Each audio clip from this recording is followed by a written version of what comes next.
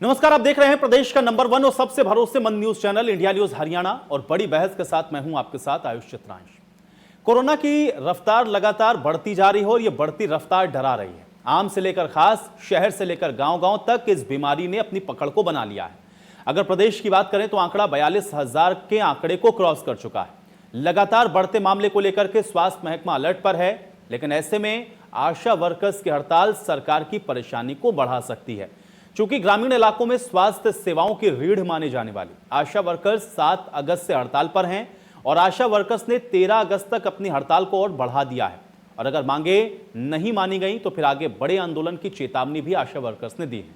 अब इन आशा वर्कर्स का आरोप यह है कि मांगों को लेकर के 2018 में एक समझौता हुआ, इसमें सरकार ने अभी तक इसको लागू नहीं किया। कोविड-19 के समय में जोखिम भत्ता बढ़ाने की मांग भी इन आशा वर्कर्स के द्वारा की जा रही है और इसी को लेकर के आशा वर्कर्स लगातार अपनी हड़ताल पर मौजूद हैं।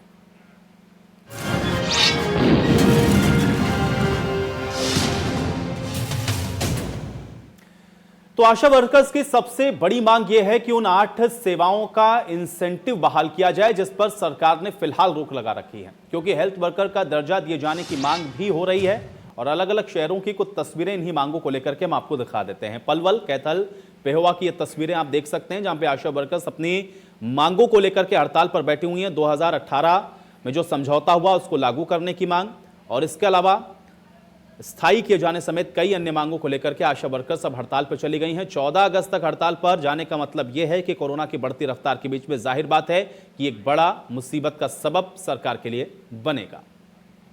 सरकार से चाहते हैं कि हमारी तरफ पूरा ध्यान दिया जाए, हमारी ज़रूरतों को समझा जाए ताकि हम भी समाज में अपनी और सेवाएं अच्छे ढंग से दे सकें। कितने दिन चलेगा आपका कार्यक्रम? सर, ये हमारा 3 दिन पहले हड़ताल पर रहे हैं। अभी हम हमारी स्टेट कमेटी के आह्वान पर 4 दिन की और हड़ताल पे हैं। अगर हमारी सरकार अब भी हमारी मांगें नहीं सुनती है, हमसे बात नहीं करती है, तो जो हमारी स्टेट कमेटी डिसाइड करेगी तो हम इसको जन आंदोलन का भी रूप देने के लिए मजबूर हैं और ये दरी तब तक बिछी रहेगी जब तक हरियाणा सरकार हमसे बात नहीं करती, हमें हमारा हक नहीं देती। हम बताना चाहते हैं कि जो भी हमारी बहनें आशा वर्कर पॉजिटिव आई हैं उनकी तरफ कोई भी ध्यान नहीं दिया जा रहा है। उनके बच्चों को कोई प्रोटेक्शन नहीं है, बहुत ही गरीब घर से हैं वो। और जहां भी हम आशा वर्कर जाते हैं ज़्यादातर आशा कोई भेज देते हैं हमारे स्वास्थ्य विभाग वाले और कोई भी फ्रेशमेंट नहीं है। जब भी हम बहुत सी बहनें बेहोश हुई हैं, कोई भी उनके लिए ये नहीं है कोई पानी वगैरह कोई देने वाला हो, कोई भी साथ नहीं दे रहा है। और जहाँ भी पॉजिटिव निकला सिर्फ आशा कोई भेजा जा रहा है। आशा कोई इतनी बड़ी डॉक्टर नहीं है, उसको कोई इतना बड़ी नॉलेज भी नहीं है उनको कि हम वहाँ जाके क्या करें और क्या नहीं। और जो 2018 में हमें जो मतलब मांगे हमारी मनवाई गई थी उनको पूरा करने के बारे में सरकार से निवेदन कर रहे हैं। और हमें जो कोरोना के तहत मतलब हमारा बजट जो नहीं दिया जा रहा वो हमें मतलब मानदेय है वो लागू करो और हमारा 50% भी दो हमें। जो हमारा 50% काटा गया है, 50% काटा गया है वो हमें दोबारा। तो आकर आशा वर्कर्स क्या कह रही थी ये तो आपने सुन लिया, लेकिन आशा वर्कर्स की मांग क्या है आइए आपको ग्राफिक के जरिए भी ये दिखाते हैं। तो आशा वर्कर्स ये मांग कर रही हैं कि 8 जो सेवाएं हैं उसका इंसेंटिव इनको बहाल किया जाए, यानी कि कुल 8 सेवाओं का इंसेंटिव आशा वर्कर्स चाहते हैं। कोविड-19 के समय 4,000 रुपए जोखिम भत्ता भी इनको दिया जाए, ये मांग आशा वर्कर्स की तरफ से की जा रही है।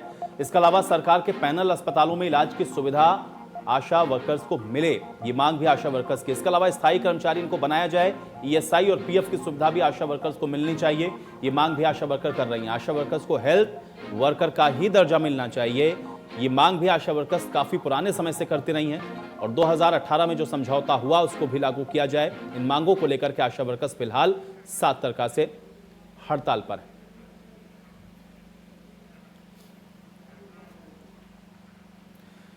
तो वहीं राहुल गांधी ने भी आशा वर्कर्स की हड़ताल को लेकर के एक ट्वीट किया जिसमें मोदी सरकार को उन्होंने कटघरे में खड़ा किया है। ये ट्वीट भी आइए आपको दिखाते हैं। देखिए, राहुल गांधी ने कहा है कि कोरोना वॉरियर्स के लिए ताली थाली बजा करके जनता ने मोदी जी पर विश्वास जताया है, लेकिन मोदी सरकार कोरोना वॉरियर्स की सहायता करने से हाथ खींचकर हमेशा की ही तरह विश्वासघात कर रही हैं और सरकार को कोरोना वॉरियर्स को सुरक्षा, सम्मान और सुविधाएं देनी ही होंगी। ये बात राहुल गांधी की तरफ से ट्वीट करते हुए कही गई।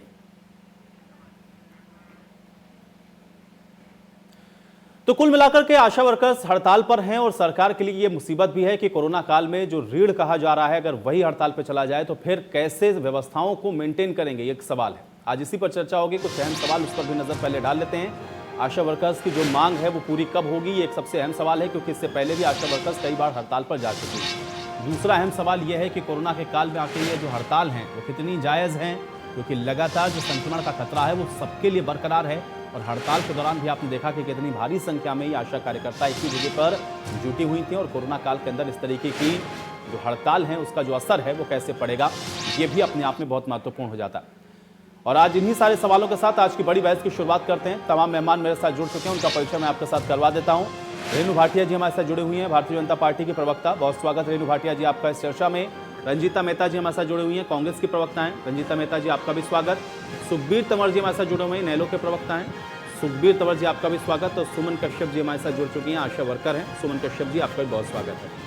सुमन कश्यप जी, आज आपसे ही शुरुआत करते हैं इस चर्चा की, चूंकि आप लोग हड़ताल पर हैं। देखिए, दो बड़े महत्वपूर्ण सवाल हैं। एक तो आपकी मांग है, उस मांग को तो सरकार तक आप लोग पहुंचा रही हैं, लेकिन सवाल ये भी है, एक तो कोरोना काल है, आप लोगों की आवश्यकता भी है इस प्रदेश को, और दूसरा ये कि कोरोना काल के बीच में हड़ताल क्या इतनी आवश्यक है, क्योंकि संक्रमण का खतरा तो सबके लिए है। सुमन कश्यप जी, आपका जवाब चाहूंगा।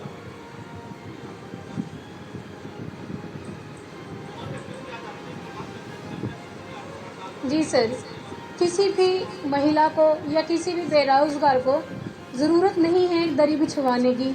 दरी बिछाने की ज़रूरत तब पड़ती है जब सरकार गूंगी, बहरी और अंधी हो जाती है। तब हमारा मजबूरी हो जाती है कि आज हमें हड़ताल पर जाना पड़ेगा, जब अब हमारी सुनवाई नहीं हो पा रही है। चलिए रेणु भाटिया जी, जवाब दीजिए। एक तो कोरोना काल के बीच में आशा वर्कर्स की हड़ताल, जाहिर बात है परेशानी आपके लिए भी है, लेकिन आप हड़ताल कर रहे हैं तो उनकी मांगे भी हैं। सरकार का पक्ष क्या है, मांगे सुनी जाएंगी ना आशा वर्कर्स की? देखिए आयुष, मैं भी आशा वर्कर बहन को सुन रही थी, सुमन जी को।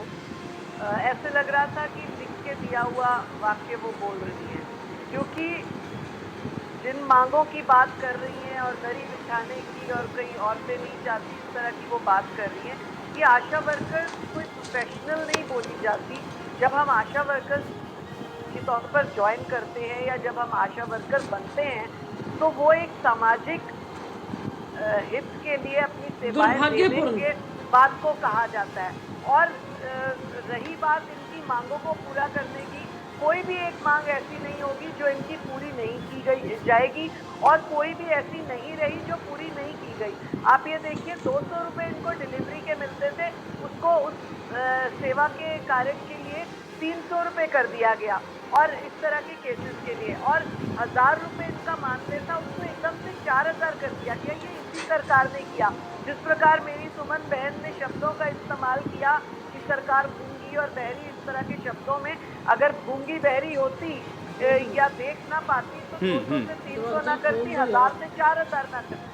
लेकिन अभी भी इनकी मांगें ऐसी हैं। लेकिन रेणु भाटिया जी, देखिए ये सवाल अपने आप में बड़ा महत्वपूर्ण हो जाता है। देखिए ठीक है, अब जब नॉर्मल सारी जिंदगी चल रही थी, कोरोना का कोई संक्रमण नहीं था, तो उस समय तो समझ में आ रहा था कि चलिए ठीक है, आप लोगों की तरफ से इनके लिए किया जा रहा है, या आपके लिए इनके जो मांग है उसको आप पूरा नहीं कर रहे हैं तो वो हड़ताल पर हैं। पहला सवाल मेरा ये है कि कोरोना काल के बीच में मुख्यमंत्री से लेकर के सभी लोगों ने आशा वर्कर्स के काम को सराहा है। आशा वर्कर जा रही हैं फील्ड के अंदर, इससे भी किसी को इनकार नहीं, क्योंकि फील्ड में हम लोग भी देखते हैं, डाटा को कलेक्ट करना हो या लोगों के बीच में जाना हो, तमाम जिम्मेदारियां वो निभा रही हैं। ऐसे में अगर वो ये मांग करती कि भाई उनको जो जोखिम का भत्ता है वो मिल जाना चाहिए, कुछ सहूलियतें सुविधा ऐसी हैं जो उनको मिल जानी चाहिए, तो ये नौबत यहाँ तक क्यों पहुँचती है कि इनको हड़ताल जैसी स्थिति पर जाना पड़ जाता है? सरकार पहले से क्यों नहीं सुनती, ये एक बड़ा सवाल है। रेणु भाटिया जी, इसका जवाब दें। देखिए आयुष, आपकी बात बिल्कुल ठीक है। कोरोना काल में जो कार्य डॉक्टर्स ने, पुलिस के लोगों ने और इस तरह के सहायक महकमों ने किया, जिनमें आशा वर्कर्स ने बहुत जो है इम्पोर्टेंट रोल अदा किया। आयुष, मुझे बोलने का मौका दीजिए। ऐसा नहीं है जी रंजीता जी, मैं आ रहा हूँ बस आपके पास। रेणु जी की बात कंप्लीट हो जाए। इनकी सहायता नहीं की जाएगी या इनकी बात नहीं सुनी जाएगी, ऐसा बिल्कुल नहीं है। अभी आप किसी एक आशा वर्कर बहन का सुना रहे थे, पलवल की वो बहन है।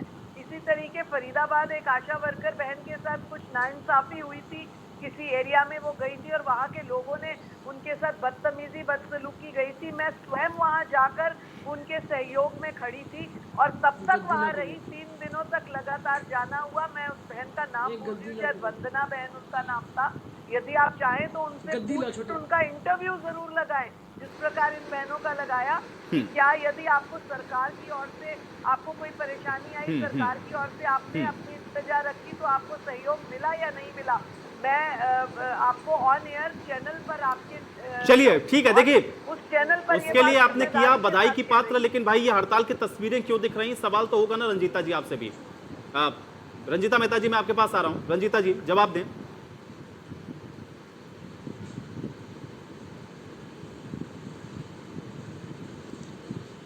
यही हालात थे जब आशा वर्कर्स सीओ स्ट्राइक पर बैठी थी और उस समय ना केवल आशा वर्कर बल्कि और भी कई विभागों के लोग, चाहे वो रोडवेज था, चाहे वो लैब टेक्नीशियंस थे, चाहे वो कंप्यूटर टीचर्स थे, चाहे वो सफाई कर्मचारी थे, सब लोग धरने पर बैठे थे। और उस समय मुझे आज भी याद है कि उस डिबेट के अंदर तब रहे जो मंत्री थे कृष्ण बेदी, उन्होंने ये बयान दिया था कि ये हड़तालें इसलिए हो रही हैं क्योंकि चुनाव का साल है और लोगों को टाइम मिल जाता है बार्गेन करने का, सरकारों को चिताने का, इसकी वजह से वो सब कुछ करते हैं। मुझे अभी भी याद है पिछले 2018 के अंदर जनवरी में ये आशा वर्कर्स स्ट्राइक पे लंबी स्ट्राइक पर बैठी थी और जो खट्टर सरकार है उन्होंने इनसे वादे भी किए, दावे भी किए कि जो आपकी मांगे हैं आप पूरी कर देंगे, आप स्ट्राइक से उठ जाएगी। ताज्जुब की बात यह है कि आज तक वो नोटिफिकेशन जो है उसको जारी नहीं करवाया गया। तो ये लॉलीपॉप नहीं तो क्या है, तो ये धोखा नहीं तो क्या है। आज कोरोना काल के अंदर इतनी फ्रंट वॉरियर की तरह अगर कोई काम कर रहा है तो आशा वर्कर करेंगे। अगर किसी बच्चे का टीकाकरण करना होता है तो आशा वर्कर, किसी परिवार की जनगणना में गिनती गिननी होती है तो आशा वर्कर, किसी के यहाँ की वोट बनानी है तो उसके लिए आशा वर्कर, अगर किसी को अस्पताल की जो सुविधाएं होती हैं वो कौन देता है, चाहे दस्त लग जाए, चाहे बच्चे को उल्टी बुखार जुकाम हो, आशा वर्कर। एक तरह से ग्रामीण इलाके की डॉक्टर्स कहलाती हैं आशा वर्कर। आज जो नई पॉलिसी सरकार ने बनाई है ट्रांसफर पॉलिसी ऑनलाइन, उसके अंदर क्योंकि उन्होंने 300 की संख्या कर दी है तो उसकी कैटेगरी में आशा वर्कर्स भी आ गई है। और आपको जानकर ताज्जुब होगा कि इनकी ट्रांसफर जो है 150 किलोमीटर दूर इलाकों के अंदर कर दी गई है। आज एक आशा वर्कर का उद्देश्य क्या होता है रखने के लिए, इसीलिए होता है कि वो अपने इलाके को जानती है, उनको पता है कि अपने परिवार के अंदर कितने लोग हैं, कितने बच्चे की उम्र कितने साल की है, कौन सा टीका लग चुका है, कौन सा टीका लगने वाला है। आज उनको अब इतनी दूर अगर यहाँ से मेवात लोकेट कर देंगे या यहाँ से फरीदाबाद लोकेट कर देंगे तो पहले तो उनको भत्ता अब इतना कम दे रहे हैं, वहाँ जाकर वो अपना गुजारा कैसे करेंगे। तो निश्चित तौर पे अन्याय हो रहा है इनके साथ। आज अगर आप आंगनबाड़ियों के हालात देखिए, इतनी जर्जर हालात हैं और गर्भवती महिलाएं जो ग्रामीण इलाके की हैं वो वहीं पर जाकर अपना टेस्ट करवाती हैं कि वो प्रेग्नेंट है कि नहीं है, वहीं से उनको यूरिन टेस्ट करवाना पड़ता है और वहाँ शौचालय की हालात वो है कि जिसको इन्फेक्शन नहीं होना उसको भी हो जाए। तो आशा वर्कर हमारी बीच में है, इसे पूछिए कि वहाँ पे हालात क्या है। आज जितना भी हमारा हेल्थ का बजट है उस हेल्थ बजट का सिर्फ 25% खर्च हो रहा है। ये बात मैं आप सबके उचेते लाना चाहती हूँ। ओनली 32% खर्च हो रहा है, तो बाकी पैसा सरकार दबाए क्यों बैठती है। आज अगर आशा वर्कर इतना इम्पोर्टेंट काम कर रही है तो उनकी तनख्वाहें, उनके इंसेंटिव नहीं बिल्कुल सही बात है रंजीता जी। देखिए जोखिम तो है भाई, आम आदमी तो घर बाहर निकलने में भी डर रहा है, आम आदमी तो कहीं जाने से भी डर रहा है। आशा वर्कर्स अगर ऐसे लोगों के बीच में जा रही हैं तो निश्चित तौर पर उनकी जो सुरक्षा है उसकी जिम्मेदारी कम से कम सरकार को लेनी चाहिए। रंजीता जी मैं आपके पास आऊंगा, सुमन जी आपके पास भी आऊंगा, लेकिन सुखबीर तंवर जी का एक कमेंट ले लेता हूँ। सुखबीर तंवर जी ये स्थिति क्यों पहुंच गई कि हड़ताल पर जाना पड़ा? और इसके अलावा रेणु भाटिया जी तो कह रही हैं कि देखिए जो उनकी जायज मांगे उनको तो हम मान रहे हैं, हड़ताल पर नहीं जाना चाहिए। सुखबीर तंवर जी आपका कमेंट चाहूंगा। आयुष जी निसंदेह ना के सिर्फ आशा वर्कर अपितु अनेक वर्ग जिस प्रकार से विगत के 1.5-2 वर्षों में हड़ताल पे रहे हैं, आपके चैनल ने बार बार वो सारी बातें उठाई हैं, लेकिन आज विषय आशा वर्कर की हड़ताल का है जो 2018 में समझौता हुआ था। आखिर ऐसे क्या कारण रहे कि सरकार उस समझौते की अनुपालना नहीं कर पाई? अगर सरकार ने उस समझौते की अनुपालना नहीं करनी थी तो वो समझौता किया ही क्यों?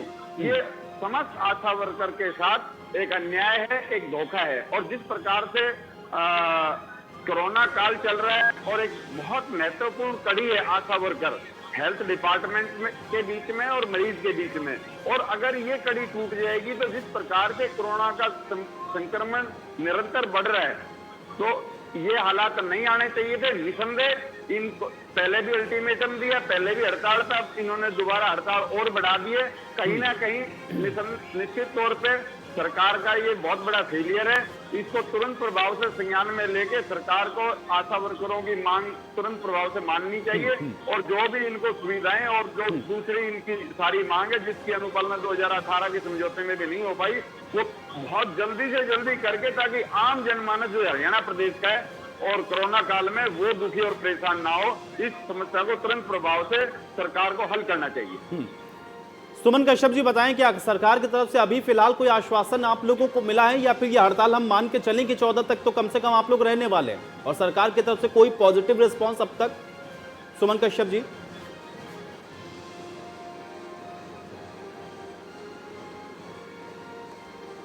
जी सर, अभी सरकार की तरफ से हमारी तरफ कोई ध्यान नहीं दिया गया है, हमारे लिए कोई चिंता नहीं जताई गई है। अभी जो मैडम बोल रहे थे, एक मिनट मैडम जी आप मुझे सुनिए पहले। आप बोल रहे हो सरकार ने आपको 4000 रुपए दिया, सरकार ने आपको डिलीवरी का 300 रुपए दिया। मैडम पहले आप मेरी बात सुनिए, मैं आशा वर्कर। हेलो जी जी सुमन जी आपको सब सुन रहे हैं, कोई नहीं डिस्टर्ब कर रहा। मैडम आप मेरी बात सुने। जी आप बोले। हेलो सुमन सर, मैं इनको बताना चाहूंगी, सभी जनता को बताना चाहूंगी, जो ये हमें बार बार कह रहे हैं कि सरकार ने आपके लिए 4000 किया है, सरकार ने आपको 300 रुपए डिलीवरी का दिया है। सर जरा सोचने वाली बात है, जब एक महिला गांव में शादी करके आती है तब आशा अपनी जिम्मेदारी शुरू करती है, उसको अपना कपल बनाती है, उसको फॉलिक एसिड की टैबलेट्स देती है। पहले दिन से लेकर 9वें महीने तक, जब तक उसकी डिलीवरी नहीं हो जाती, उसकी पूरी कार्रवाई, पूरी सुरक्षा करती है, समय समय पर जांच करवाती है। अगर सरकारी हॉस्पिटल में उसका सही समय पे सही संभाल ना हो, प्रसव नहीं हो पाता है, तो वो प्रसव प्राइवेट हॉस्पिटल में हो जाते हैं। तब सरकार वो हमें 300 रुपए क्यों नहीं देती? हम 4-4, 5-5 दिन एक पेशेंट के साथ घूमते हैं डिलीवरी करवाने के लिए, लेकिन सरकारी हॉस्पिटल में जो स्वास्थ्य सुविधाएं हैं वो पूरी ना होने के कारण पेशेंट प्राइवेट हॉस्पिटल में चला जाता है, तो पूरी 9 महीने की सेवाएं हमारी 0 हो जाती हैं सर। तब हमें 1 रुपया भी नहीं मिल पाता। अभी जो सरकार कह रही है कि आशा वर्कर को हम दे रहे हैं, आशा वर्कर को आपने दिया क्या है? सरकार की जितनी भी स्कीमें चलती हैं ग्रास लेवल पर, धरती पे, हमने धरातल पर उसको उतारा है। बेशक हम उन योजनाओं से बहुत दूर हैं, हमारी कोई सुनवाई नहीं हो पाती है। अभी कोरोना के चक्कर में हमने घर घर सर्वे किया है, 80 वर्ष के बुजुर्गों को दवाई दी है, गर्भवती महिलाओं को दवाई दी है, टीबी कैंसर के मरीजों को दवाई दी है। क्या किसी एमएलए ने, किसी सीएमओ ने, किसी एसएमओ ने आके हमसे पूछा आशा बहनों को कि आप इतनी लोगों के बीच, इतनी पब्लिक के बीच में जा रहे हो, आपको क्या मिला? क्या हमारी इम्यूनिटी पावर को हमें जरूरत नहीं है? क्या हमारा परिवार नहीं है, हमारे बच्चे नहीं हैं? तो ये इसकी जिम्मेदारी किसकी बनती है? जब अब हम अपना हक मांग रहे हैं तो ये बीजेपी सरकार कह रही है कि ये गलत समय पे धरने पर बैठ जाती है।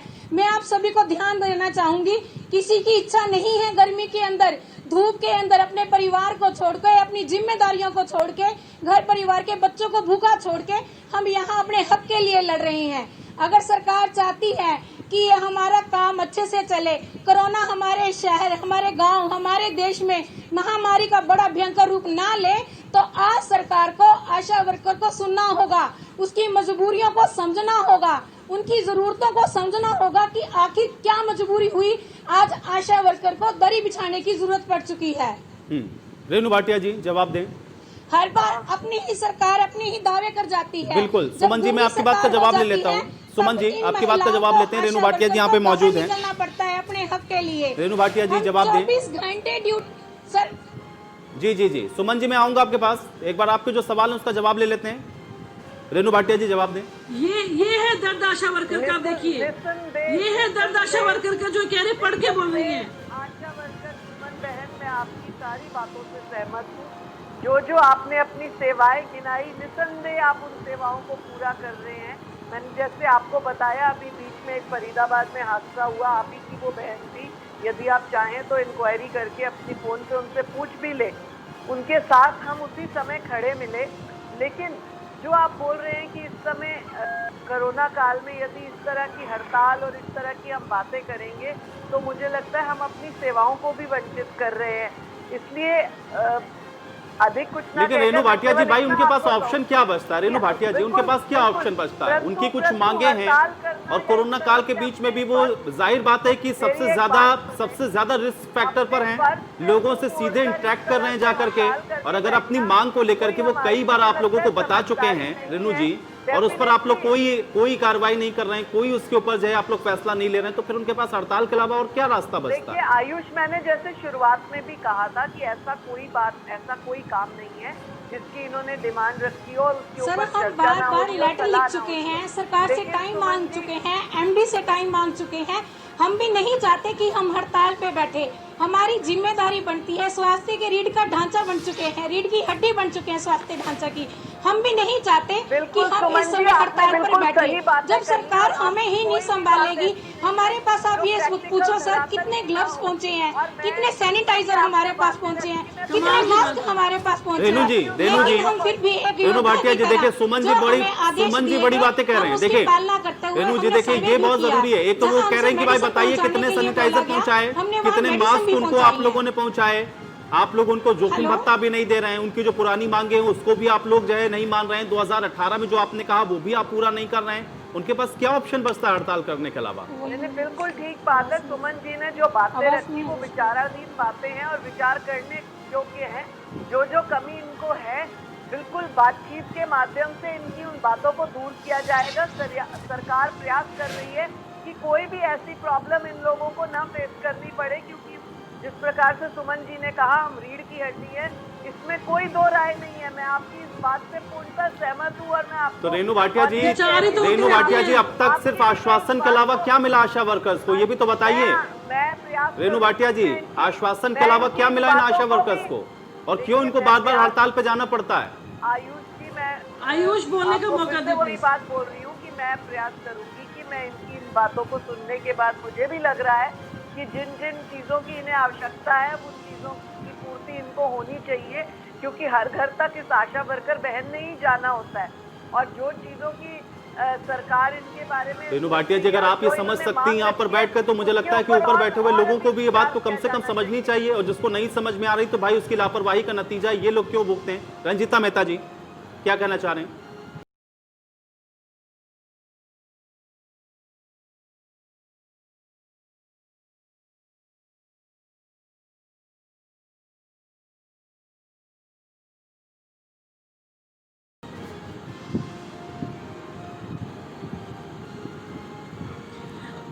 आज कितना दुर्भाग्यपूर्ण है कि ये बार बार ये बात कहते हैं कि हम लोग इनकी बातों पे गौर कर रहे हैं, सिर्फ आश्वासन के अलावा इनको पिछले 2 साल से कुछ नहीं मिल रहा। तब ये हड़ताल पर बैठी थी तो ये कहा गया था कि चुनावी साल है, और बिल्कुल सुन पा रही हूँ कि आपको मेरी आवाज आ रही है? जी जी, रंजीता जी बात रखें। जब ये हड़ताल पर बैठी थी तब ये कहा जाता था, रंजीता जी बात रखें अपनी। आज जो कैग की रिपोर्ट है वो ये कह रही है कि पूरे देश के अंदर 83% आशा वर्कर्स ऐसी हैं जिनके पास डिलीवरी की किट पूरी नहीं है। 81% जो है ब्लड प्रेशर चेक करने की मशीन उनके पास नहीं है। 27% के पास थर्मामीटर नहीं है सिर्फ बुखार चेक करने के लिए। 26% के पास पैरासीटामोल नहीं है आज बुखार की दवाई देने के लिए। 22% आशा वर्कर्स के पास आयरन की गोली नहीं है। ना इनके पास कोई सेफ्टी किट है, ना इनके पास कोई पीपी किट है, ना इनके पास सैनिटाइजर है, ना इनके पास ग्लव्स दिए जा रहे हैं, ना इनको मास्क दिए जा रहे हैं। और उसके बाद इनसे ये उम्मीद की जा रही है कि इस समय ये हड़ताल पर ना बैठे, और जिस तरह कौवे के बैल की तरह ये काम करती आई हैं आगे भी इसी तरीके से काम करती रहें। आज पूरे देश के अंदर अगर गर्भवती महिलाएं अपनी जान खोती हैं डिलीवरी के तहत तो उनकी संख्या 60,000 है। वो केवल इसलिए 60,000 है क्योंकि ये महिलाएं उनको वहां पर आशा बनकर उनकी उम्मीद जगाती हैं और उनकी सेफ डिलीवरी कराती हैं। आज पूरे देश के अंदर नवजात शिशुओं की जो मृत्यु दर है वो 26% है, और भारत की उसमें अगर कमी है तो इनकी वजह से है, क्योंकि ये वहां पर उनको फर्स्ट टाइम एड देकर उनके पूरे बच्चों की डिलीवरी तक ख्याल रखती हैं। तो आज जिस तरीके से इनके साथ अन्याय हो रहा है, इनको हर सुविधा से वंचित कर रखा हुआ है, और उसके बाद रेणु भाटिया जी ये कह रहे हैं कि हमें संज्ञान है और हम हर चीज मानेंगे, ये बहुत ही दुर्भाग्यपूर्ण है। आज भी अगर इनका आप ख्याल नहीं रखेंगे तो बिल्कुल जायज कर रही है ये हड़ताल पर बैठकर, क्योंकि इनके पास और कोई ऑप्शन नहीं है। आज जिस तरीके से आशा वर्कर्स फ्रंट वॉरियर बनकर काम कर रही हैं, हमने बार बार इनकी आवाज उठाई, हमने जो इनको सम्मानित करने का काम भी किया, हमने अपनी पार्टी की तरफ से इनको सर्टिफिकेट्स और छतरियां और जो वाटर बॉटल्स जो भी हम प्रोवाइड कर सकते थे, पीपी किट्स हमने देने का काम किया। पर सरकार क्या कर रही है? अगर आज सेफ्टी का बजट इतना ज्यादा है तो उस बजट के ऊपर कुंडली मारे क्यों बैठी है सरकार? वो आशा वर्कर्स को क्यों नहीं दिया जा रहा? आज आंदोलन ठीक है, चलिए रंजीता जी, आपकी इस बात का जवाब मैं रेणु जी से लूंगा, लेकिन सुखबीर तंवर जी भी कुछ कहना चाह रहे थे। सुखबीर जी। आयुष जी, जिस प्रकार से सुमन जो आशा वर्कर हैं, इन्होंने अपनी बात रखी, उससे ये प्रतीत होता है कि आज जो हरियाणा प्रदेश का स्वास्थ्य विभाग है, वो खुद बीमार है, वो उसको खुद इलाज की जरूरत है। जिस प्रकार से इन्होंने बात रखी कि सरकारी अस्पतालों में सुविधाएं नहीं होने से और जो गर्भवती महिलाएं प्रसव के लिए सरकारी हॉस्पिटल में आती हैं और वो प्राइवेट हॉस्पिटल में चली जाती हैं, और जो इनको 300 रुपए की जो बात है वो भी इनको नहीं मिलता है, तो ये निसंदेह बहुत ही गंभीर विषय है। इस विषय की गंभीरता समझिए। दूसरी बात यह है कि हरियाणा सरकार ने ये जो प्रथम कड़ी है मरीज और स्वास्थ्य विभाग के बीच में, इस कड़ी के सुरक्षा के लिए ना पीपीई किट और जो जिस प्रकार की सारी बात बताई है, ना इनके पास कोई इक्विपमेंट है, ना पैरासीटामोल है, इनके पास कुछ नहीं है, और इनसे काम इस प्रकार से लेना चाहते हैं कि सारी जिम्मेदारी आशा वर्कर ही निभाए। और फ्रंट लाइन पे जो कोरोना वॉरियर्स हैं वो आशा वर्कर निसंदेह हैं, लेकिन सरकार अपनी जिम्मेदारियां नहीं निभा रही है। और बार बार जो अभी भाजपा की प्रवक्ता रेणु जी बात कर रही है, देखिए रेणु जी, विषय जो आप अपनी सरकार का पक्ष रखे, अच्छी बात है। क्या आप बता सकते हैं कि 2018 में जो इनके साथ समझौता हुआ था, आज तक उसकी अनुपालना क्यों नहीं हो पाई? यही बड़ा सवाल है सुखबीर तंवर जी, यही सबसे बड़ा सवाल है कि आज के आश्वासन को ये आशा वर्कर्स कैसे मानेंगे जब 2018 वाला ही आप लोग पूरा नहीं कर पाए? यही बड़ा सवाल है ना। एक बार आशा वर्कर जो हमारे साथ सुमन जी जुड़ी, उनसे भी मैं एक सवाल पूछ लेता हूँ। सुमन जी, 2018 में दरअसल क्या वादे कर दिए गए थे आप लोगों के साथ जो अब तक पूरे नहीं किए गए? बहुत जल्दी से जरा बताएं। रेणु जी से मैं उसका जवाब देता हूँ।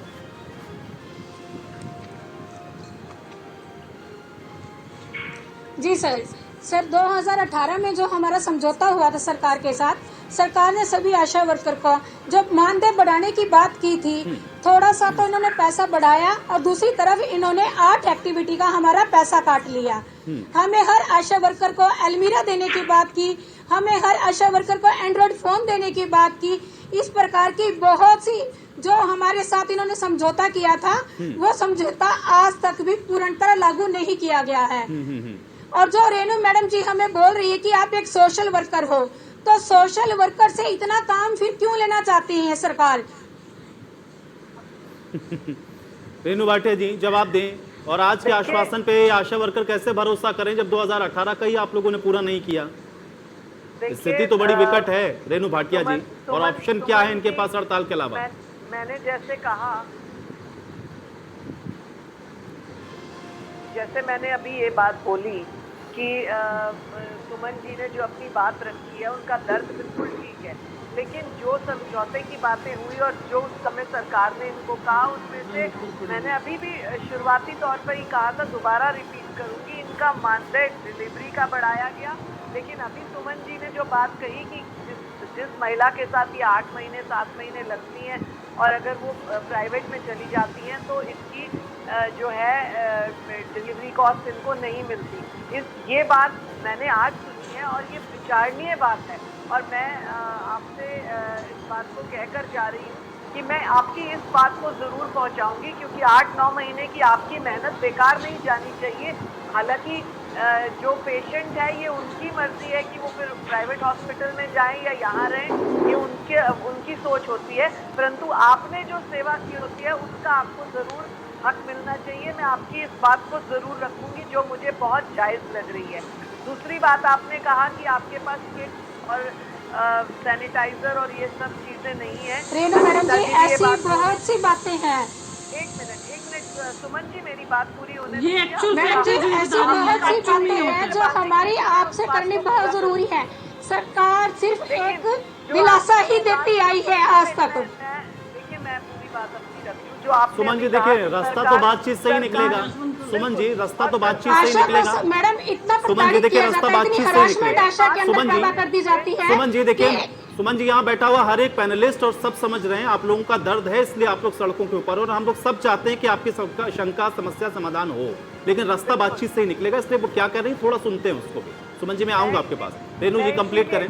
मैं इसीलिए बोल रही थी कि सुमन जी ने कई बातें रखी जो जी सर। विचार करने वाली जी, जी। है और जो वो रेगुलर फील्ड में रहती हैं। जैसे आपने बताया कि कोरोना काल में भी आपने 80 वर्ष के बुजुर्ग को भी दवा दी और प्रेग्नेंट वुमेन को भी आपने देखा। बिल्कुल आपकी बात ठीक है, लेकिन आपने ये जो बात कही कि आपके पास सेफ्टी गार्ड्स नहीं थे, आपको मास्क नहीं मिले, सैनिटाइजर नहीं मिले, मैं इस बात से थोड़ा सा इत्तेफाक इसलिए नहीं रखती हूँ क्योंकि स्वयं मेरी भी ड्यूटी फरीदाबाद के कई क्षेत्रों में आपके लोगों को सैनिटाइजर और मास्क देने की थी।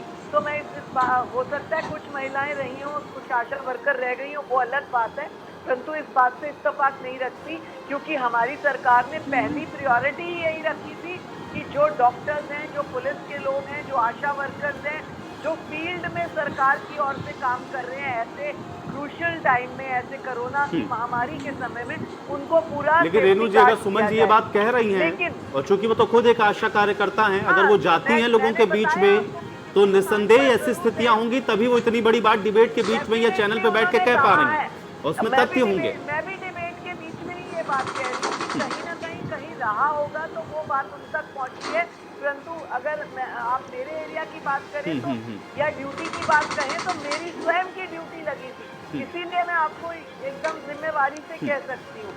तो कुछ चीजें रह गई होंगी डेफिनेटली जो नहीं रहनी चाहिए। लेकिन रेनू भाटिया जी, रंजीता मेहता जी ने भाई स्वास्थ्य बजट को लेकर के भी सवाल उठाए। रंजीता मेहता जी ने कहा इतना बड़ा स्वास्थ्य बजट है, वो आप लोग खर्च ही नहीं कर पा रहे हैं, कुछ तो कर दीजिए इन लोगों के ऊपर खर्च ताकि इन लोगों को हड़ताल पे ना जाना पड़े। वो कहाँ चला गया पूरा स्वास्थ्य बजट? ये सवाल भी उठाया रंजीता जी ने। देखिए, स्वास्थ्य बजट जितना है, जिन कार्यों के ऊपर लगना चाहिए वो उन्हीं कार्यों के ऊपर लग रहा है कि लोग भूले ना कि ये भारतीय जनता पार्टी की सरकार है, जो जहाँ पर जिस कार्य के लिए पैसा आता है उसके लिए लगता है। यहाँ पर लॉलीपॉप और मलाई वाली बात, यहाँ पर लॉलीपॉप और मलाई वाली बातें नहीं चलती हैं। वो अपना एक्सपीरियंस अगर कोई अपनी पार्टियों का देना चाहता है वो बात अलग है, परंतु भारतीय जनता पार्टी की सरकार में ऐसा कहीं नहीं होता, इसीलिए ट्रांसपेरेंसी कही जाती है। इसीलिए इस सरकार में चाहे ट्रांसफर पॉलिसी हो, चाहे किसी काम की पॉलिसी हो, आपकी सरकार खा रही है, 25% खर्च कर रही है, बाकी किसके लिए बचा रही है बताइए। मैं आपको कैग की रिपोर्ट कह रही हूँ, आपको शर्म आनी चाहिए। कैग की रिपोर्ट बता रही हूँ मैं आपको, ये कैग की रिपोर्ट है कि आप सिर्फ 32% खर्च कर रहे हैं। चलिए मुझे एक बात बताइए रेनू भाटिया जी, सारी बातें अपनी तरफ ठीक है, झूठ ना बोलिए, आप सीनियर प्रवक्ता हैं, आप मेरी बड़ी बहन है। लेकिन रेनू भाटिया जी, ये हड़ताल की स्थिति क्यों होती है? क्योंकि ऐसा नहीं कि हम लोग आशा वर्कर्स को पहली बार हड़ताल पर देख रहे हैं, हर साल हम लोग देखते हैं, हर 4 महीने के बाद देखते हैं, हर 6 महीने के बाद देखते हैं।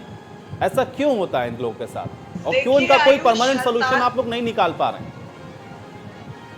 देखिए आयुष, कुछ इस तरह के नेता जो अपनी नेतागिरी चमकाना चाहते हैं वो हमारी इस तरह की सुमन जैसी भोली भाली बहनों को गुमराह करते हैं।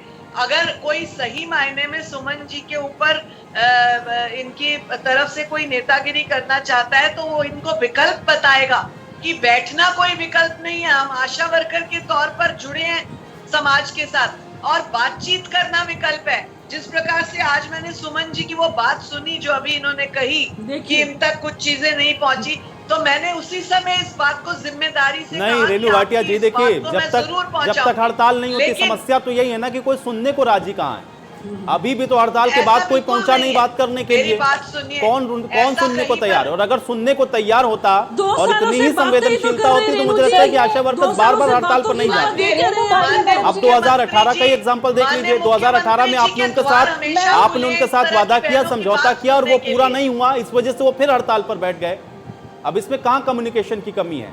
वो लोग तो बार बार आप तक वो तो कह रही हैं, अब सुमन जी मौजूद हैं तो कह रही न जाने कितने पत्र लिखे उनकी तरफ से, न जाने कितनी बार आप लोगों को चिताया गया, लेकिन आप लोग सुन ही नहीं रहे हैं। मजबूरन उनको हड़ताल पर बैठना पड़ा, मजबूरन उनको हड़ताल पर बैठना पड़ा। हमने सर पहले सुमन जी ने जो 2-3 बातें रखी हैं उनका मैंने आपको जवाब दिया। ठीक है, एक बार सुमन जी की बात को सुनते हैं। सुमन जी,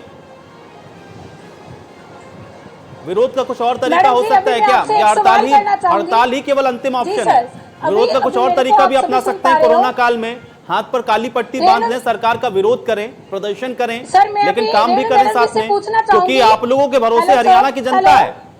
आप लोगों के भरोसे हरियाणा की जनता है, कम से कम थोड़ा ख्याल उसका भी करना चाहिए। अभी जो ये सरकार कह रही है कि जितना भी बजट है हम बजट सही समय पे सही खर्च कर रहे हैं, तो अभी तक पीएचसी, सीएचसी और जीएच लेवल पे क्यों नहीं अभी तक डॉक्टरों की भर्ती की गई है? अल्ट्रासाउंड क्यों नहीं, जीएच जो सिविल हॉस्पिटल है वहाँ अल्ट्रासाउंड क्यों नहीं हो पा रहे हैं? गर्भवती महिलाओं को प्राइवेट में प्रसव करवाना क्यों मजबूरी हो गई है? अगर अब हॉस्पिटल में जा रहे हैं, आशा बहन हॉस्पिटल में जा रही है, तो उसको वहाँ रुकने के लिए क्या सुविधाएं दी जा रही हैं? आशा की सेफ्टी कहाँ पे की जा रही है? 24 घंटे हम ड्यूटियां दे रहे हैं। कहने का तो हम एक सोशल वर्कर हैं, लेकिन 24 घंटे ड्यूटी देना, अगर रात के 11 बजे हमारे पास महिला का फोन आता है, उसे प्रसव पीड़ा है, तो हम अपना घर बार, अपने बच्चों को, अपने परिवार को छोड़ के उस महिला के साथ चले जाते हैं। वहाँ हमारी कहाँ पे सेफ्टी है? और फिर वहाँ पे आकर जीएच हॉस्पिटल्स में आके हमारे पास हमें कितना सम्मान दिया जा रहा है? रेणु भाटिया जी, भाई सुरक्षा दोनों तरीके से, एक तो महिला रात को 11 बजे जा रही है, उसकी सुरक्षा का क्या इंतजाम? दूसरा कोविड काल में जहाँ पे आम आदमी बाहर निकलने से डर रहा है, लोगों से मिल नहीं रहा, वहां पर ये आशा वर्कर्स फ्रंटलाइन वॉरियर है और उनको भी हड़ताल करनी पड़ रही है। उनकी सुरक्षा के लिए सरकार क्या कर रही है? देखिए, मैंने आपको अभी एक बात हमारी आशा बताई थी। सुमन जी, देखिए मैं जवाब ले लेता हूँ। ठीक है सुमन जी, आपकी बात आ गई। सुमन जी, आपकी बात आ गई, आपका सवाल हो गया। ठीक है, मैं उसका जवाब लेता हूँ। रेणु भाटिया जी से उसका जवाब लेते हैं। आप सुमन जी थोड़ा शांत होकर सुने। रेणु जी जवाब दें। सुमन जी, आपकी पीड़ा है जिन बातों के लिए, मैंने उनको नोट किया।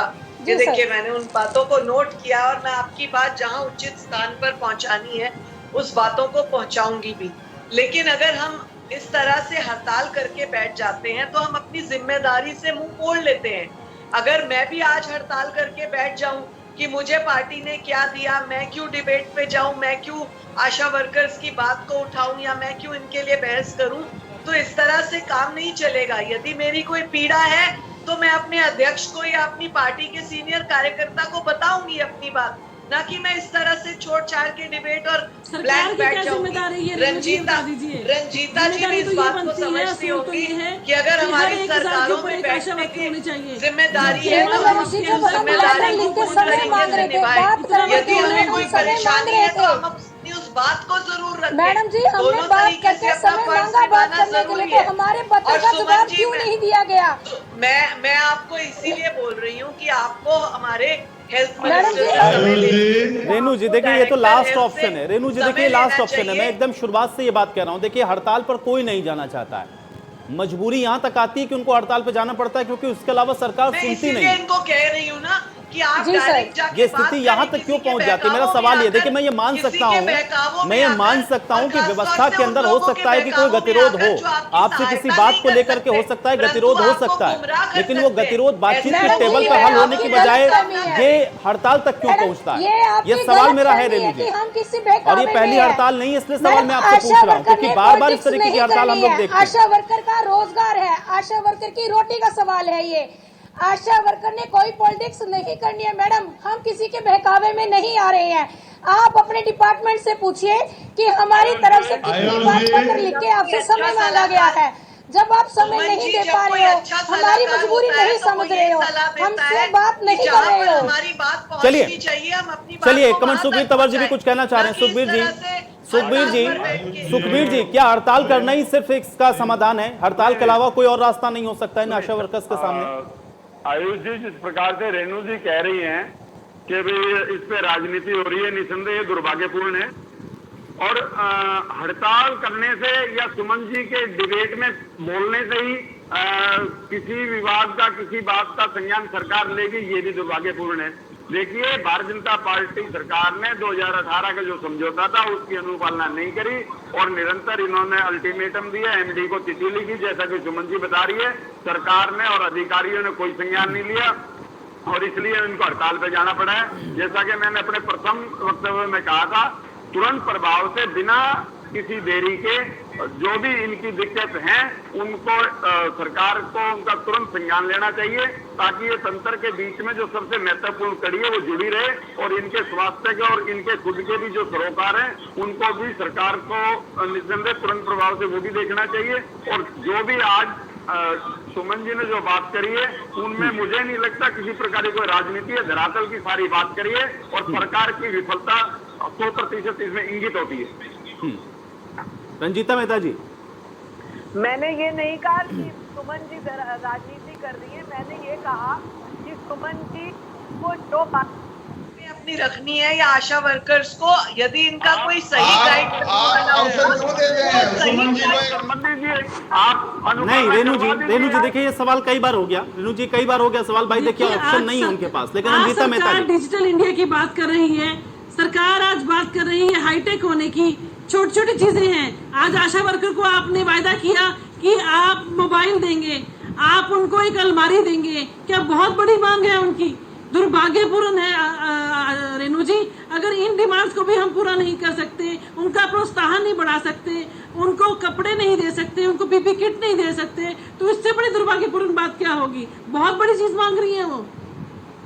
रेनू भाटिया जी जवाब दें। मैंने नहीं कहा कि वो बहुत बड़ी चीज मांग रही है, पर उनको प्लेटफॉर्म गलत इस्तेमाल कर रही है किसके बहकावे में आकर। और आप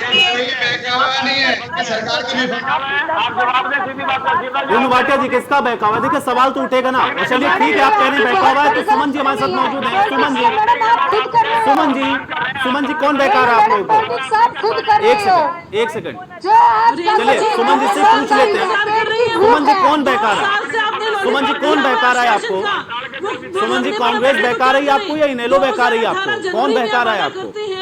या कौन वो लोग हैं जो आपको बहका रहे हैं? सर ये राजनीति तो इस स्टेज पे हो रही है सर, राजनीति तो रेनू मैडम शो कर रही है। इंतजार करते हुए सुमन जी आपको कौन बहका रहा है? भाई पहले मैं ये समझना चाह रहा हूँ, सुमन जी कौन बहका रहा है आपको और कौन कह रहा है आप लोग हड़ताल करें? सर मैं यही तो इनको क्लियर करना चाह रही हूँ कि हर जगह ये पॉलिटिक्स ही क्यों पॉलिटिक्स करते जा रही है। जब हम कह रहे हैं जो भूखा है उसको तो रोटी चाहिए।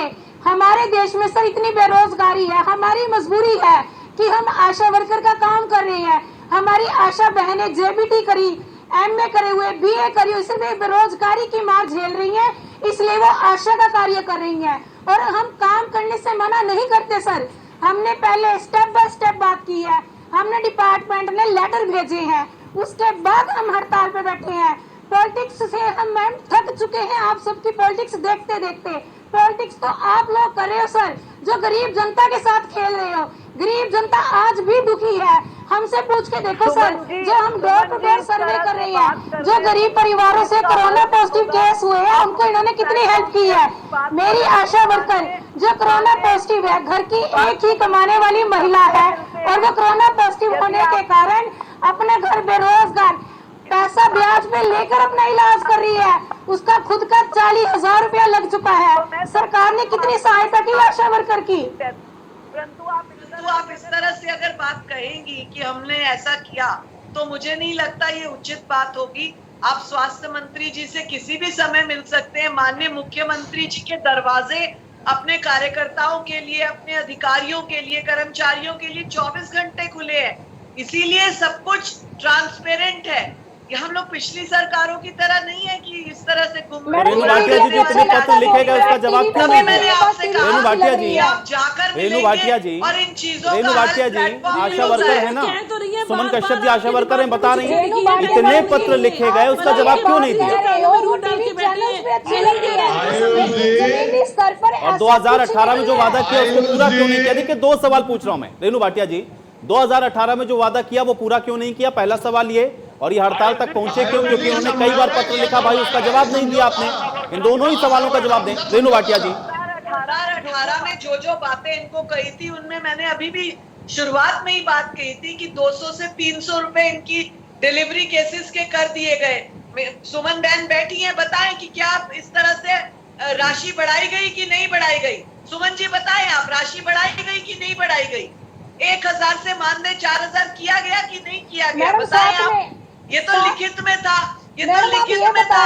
सुनो मैडम जी, मैडम जो मैडम आप सिर्फ बड़ा हुआ मैडम आप सिर्फ बड़ा हुआ पैसा बता रहे हो, जो हमारी 8 एक्टिविटी का पैसा काटा गया है साथ में। काश रंजीता जी ने ये गाने रेणु भाटिया मैडम जी, जो 8 एक्टिविटी का पैसा काटा है सरकार ने, आप वो क्यों नहीं बता रहे? क्या चीज? रेणु भाटिया जी, ये कैसा वादा पूरा किया आप लोगों ने कि एक तरफ पैसे बढ़ाए दूसरी तरफ काट दिए दूसरे मद में? मैडम जी आप बोल रहे हो कि सरकार ने आपको पैसा बढ़ाया है। जी जी हमारी अब आप कहेंगे कि आपने 1000 से 4000 सर। कर दिया, लेकिन उसमें से आपने पैसा काट दिया, तो वो कहाँ बढ़ा हुआ? यही तो सवाल है ना सुमन जी का, और इसीलिए हड़ताल पर हैं, क्योंकि उसको लेकर के कई बार पत्र लिखा, जवाब नहीं दिया आप लोगों ने। कहा कि ये मानदेय था जो जी सर इसका पैसा इनका काटा गया, उस चीज की ये बात अपने मंत्री महोदय जी के पास रखे कि किस चीज का पैसा इनका काटा गया, तब इनको क्लियर होगी बात। तभी तो मैंने कहा कि आप डायरेक्ट बात करेंगे, आप प्लेटफॉर्म पे बात करेंगे, किसी भी बात का हल on the table around the table बैठ के होता है, ना कि इस तरह से हड़ताल करके। जो सरकार और मैं दोबारा आपसे चैनल के माध्यम से मैं आपसे कहूंगी कि आप एक जिम्मेदार कार्यकर्ता हैं, आप एक जिम्मेदार आशा वर्कर हैं। मैं समझती हूँ कि आज देश को आप लोगों की जरूरत है। ऐसे समय में आप बहकाओं में ना आकर अपनी जिम्मेदारी को निभाएं।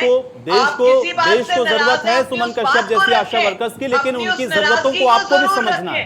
रेणु भाटिया जी, बस यही तो लैक है ना, यही जो कम्युनिकेशन नहीं हो पा रहा है, उनकी जो डिमांड्स पूरी नहीं हो पा रही है, यहीं से समस्या शुरू हो रही है।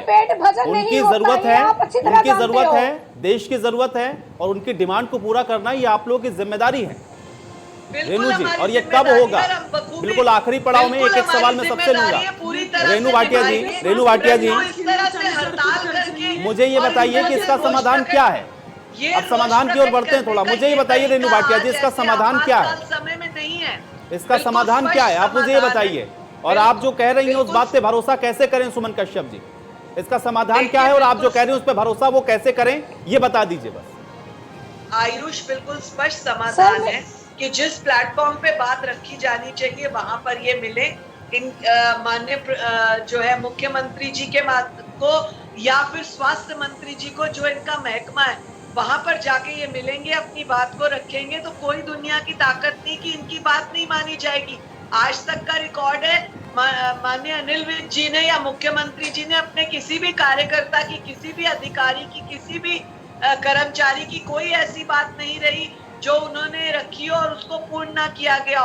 कानून के दायरे में आने वाली, उनके अधिकार क्षेत्र में आने वाली हर बात को पूरा किया गया, और मैं इनको आश्वासन दिलाती हूं कि आप आश्वासन दे रहे हैं, और हम उम्मीद एक बार फिर से रेणु जी यही कर सकते हैं कि कम से कम ये आश्वासन काम आ जाए, आश्वासन सिर्फ आश्वासन न रह जाए।